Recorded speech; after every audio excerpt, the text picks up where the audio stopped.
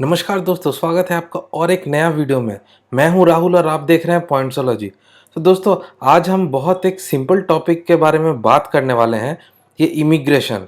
ये बहुत लोगों को नहीं पता इमिग्रेशन हो तो क्या है। तो दोस्तों, आज हम सिंपल तरीके से समझेंगे ये इमिग्रेशन होता क्या है।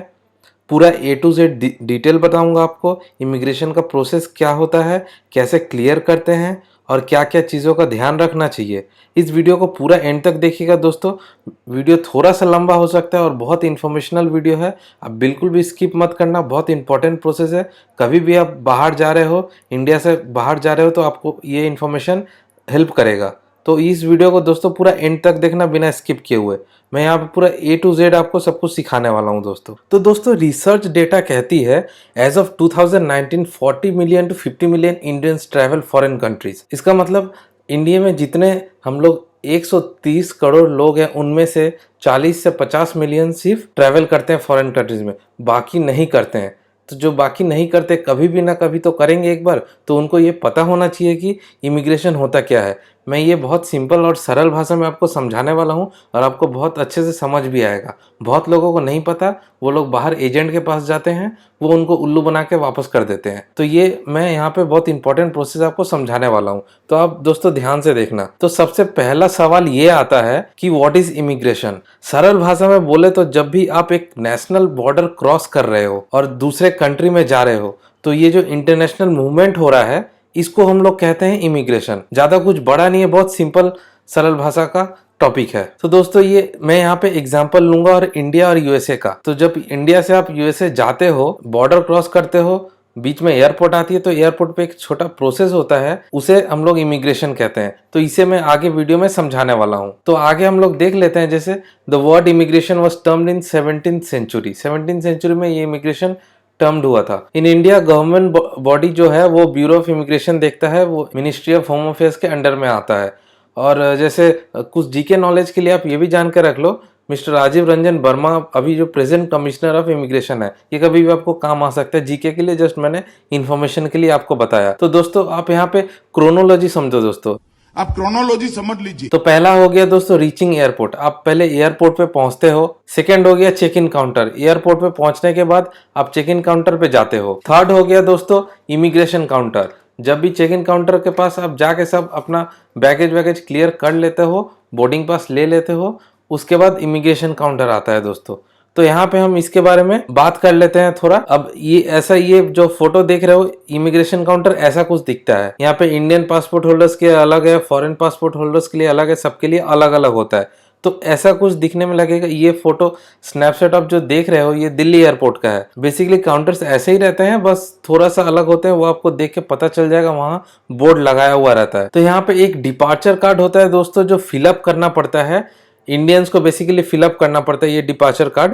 तो इसमें क्या क्या होता है, आपको नेम फिलअप करना पड़ेगा, date of birth, passport number, address in India, flight number, date of departure and date of arrival. जितने इन्फॉर्मेशन है दोस्तों, अब बहुत इंपॉर्टेंट है और ये आप ट्रूली फिलअप कीजिएगा ताकि कोई गड़बड़ ना हो इसमें, क्योंकि बाद में जब वेरीफाई होगा तो प्रॉब्लम हो सकता है। तो ये जितने भी इन्फॉर्मेशन है दोस्तों, आप बहुत ध्यान से फिलअप करना। अब आपको ऐसा कुछ दिखता है, ये जो डिपार्चर का कार्ड होता है, मैं यह सैंपल दिखा रहा हूँ आपको, ये ऐसा कुछ दिखने में होगा जो आपको मिलेगा। आपको वहां पे भरना पड़ेगा, आपको वहां से दे दिया जाएगा, चेक इन काउंटर पे ही आपको भरना पड़ेगा इमिग्रेशन काउंटर पे जाने से पहले। तो दोस्तों, यहाँ पे देख लेते हैं, इमिग्रेशन काउंटर पे आप जब जाओगे, वहां पे आपको जाना होगा। इंडियन जो काउंटर होता है वहां पे आपको जाना है, फॉरेन में नहीं जाना है। इंडियन इमिग्रेशन ऑफिसर वहां पे आपको मिलेंगे। अब वहां पे बेसिकली होता क्या है प्रोसेस में, पासपोर्ट वेरिफिकेशन होता है सबसे पहला, देन वीजा वेरिफिकेशन और कुछ क्वेश्चनिंग होते हैं। दैट इंक्लूड्स आप किस पर्पज से जा रहे हो, कब आओगे, कब लौटोगे, कौन सी फ्लाइट है, फ्लाइट नंबर क्या है, ये सब पूछ सकते हैं। और आप एकदम इसके ट्रूली जवाब दीजिएगा कॉन्फिडेंट होकर। अब ट्राई करना झूठ ना बोलने की। और देन आपके वो स्टाम्प करेंगे पासपोर्ट के ऊपर, then you can leave the immigration counter. और ये इसलिए मैं इंपॉर्टेंट दिखा रहा हूँ स्टाम्प ऑन पासपोर्ट, आप ये ध्यान रखना कि वो स्टाम्प कर रहे हैं। अगर नहीं कर रहे हैं तो ये बाद में बहुत प्रॉब्लम होता है।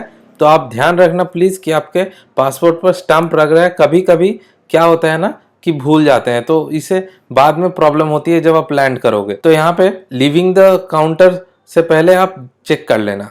आप क्रोनोलॉजी समझ लीजिए। तो फिर से हम लोग क्रोनोलॉजी समझते हैं दोस्तों। अब यहाँ पे इंडिया में तो आपने देख लिया कि कैसे इमिग्रेशन काउंटर पे चलते हैं, क्या होता है। अब वापस से थोड़ी क्रोनोलॉजी समझते हैं दोस्तों। फिर से सिक्योरिटी चेक होता है। अब इमिग्रेशन काउंटर क्लियर कर लिए, सिक्योरिटी चेक हुआ।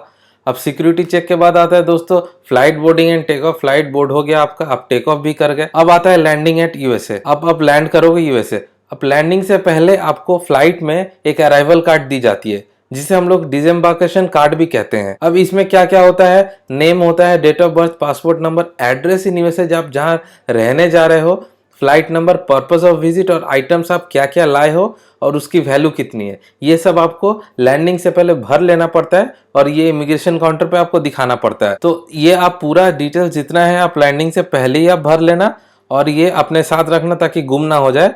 बहुत मतलब ध्यान से काम करना है। ये सब बहुत एक छोटे छोटे बहुत इंपॉर्टेंट चीज़ है। तो दोस्तों अब इसके बाद देख लेते हैं, ये ऐसा कुछ देखने में होता है वहाँ का।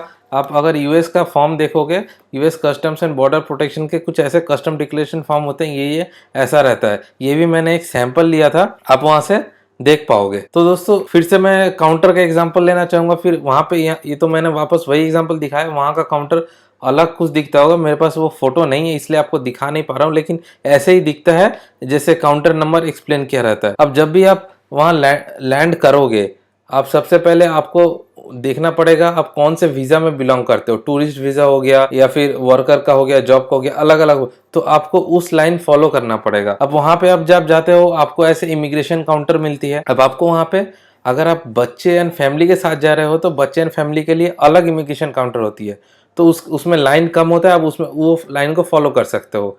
अगर आप सिंगल जा रहे हो तो आपको जो मेन लाइन है वही फॉलो करना पड़ेगा, इसमें कोई दौरा नहीं है।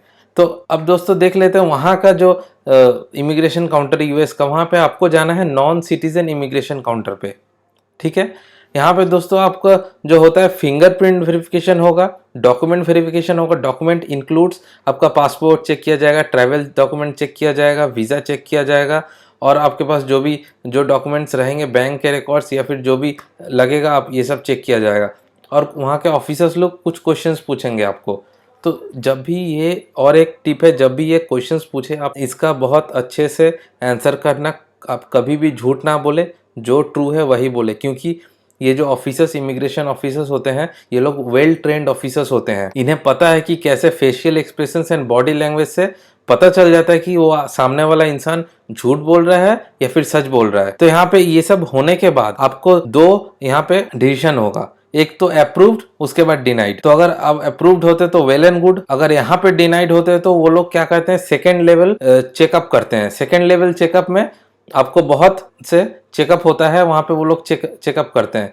तो आप प्लीज़ पैनिक मत कीजिएगा, पोलाइट रहिएगा। मैं वापस बोल रहा हूँ, ये लोग जो ऑफिसर्स लोग होते हैं बहुत इंटेलिजेंट होते हैं और बहुत वेल ट्रेंड होते हैं। तो ये कुछ इंपॉर्टेंट थिंग्स है, इसे आप याद रखना। तो अब आपको अगर वो लोग डिनाई करते हैं, क्यों, उनको कुछ डाउट हुआ, and if they doubt something suspicious, तो वो लोग क्या करते हैं, सेकेंड लेवल इंस्पेक्शन।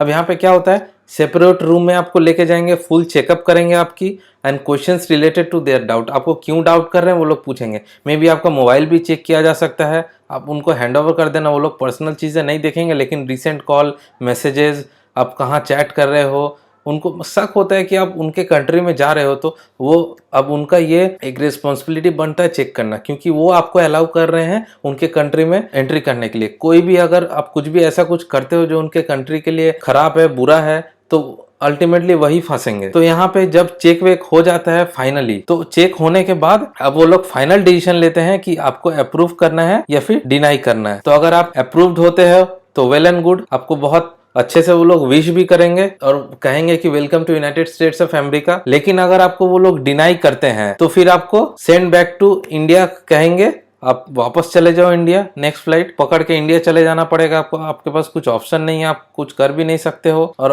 अल्टीमेटली आपको यहाँ पे इंडिया आ जाना पड़ेगा। तो ये एक छोटा सा प्रोसेस था, कैसे क्या होता है। और इंपॉर्टेंट गाइडलाइंस कुछ देख लेते हैं दोस्तों। Each country and airport will have different process and requirement for customs and rules और declaration of items. Kindly check particular country's website while planning for the trip. आप पहले जब भी ट्रिप के लिए प्लान कर रहे हो तो आप हर एक एयरपोर्ट की वेबसाइट पे जाना, उस कंट्री के कस्टम्स के वेबसाइट पे जाना। वहाँ पे हर एक कंट्री के लिए अलग अलग प्रोसेस होता है एंड रिक्वायरमेंट्स होता है और रूल्स एंड डिक्लेरेशन होता है डिफरेंट। तो ये आपको चेक कर लेना पड़ेगा पहले ही, ताकि आपको कोई प्रॉब्लम ना हो। यहाँ पे मैं एग्जांपल यूएसए का लिया हूँ जस्ट एज अ सिंपल समझाने के लिए कि बेसिकली प्रोसेस क्या है। इसके अंदर और भी कुछ रूल्स हो सकते हैं, वो आपको वेबसाइट पे चेक करना पड़ेगा क्योंकि ये अपडेट होते रहता है। तो ये एक मैं छोटा सा वीडियो बनाया था आपको समझाने के लिए। आशा करता हूँ आपको समझ आया होगा। अगर आपको नहीं समझ आया तो आप प्लीज कमेंट कीजिएगा, मैं बाकी बातें आपको सब कुछ बता दूंगा। अब इसके बारे में जो भी डाउट हो आप कमेंट कीजिएगा। तो दोस्तों thank you so much for watching this video. अगर आपके पास कोई क्वेरीज या क्वेश्चन है आप प्लीज कमेंट कर दीजिए और इस वीडियो को लाइक कर दीजिएगा, शेयर कर दीजिए आपके दोस्तों के साथ और उन लोगों के साथ जो बाहर जाना चाहते हैं नेक्स्ट ईयर में भी ट्रिप प्लान करने, क्योंकि अभी लॉकडाउन का काफ़ी बड़ा एक्सटेंशन हो गया तो घर में बैठे बैठे बहुत जन बोर हो गए होंगे। अगर प्लान कर रहे हैं कि इंटरनेशनल ट्रिप करने का तो आप उनके साथ शेयर करो। और प्लीज़ दोस्तों इस चैनल को सब्सक्राइब कर लीजिएगा, यहाँ पे बहुत इन्फॉर्मेशन वीडियोस में और भी इंटरेस्टिंग कंटेंट लाऊंगा।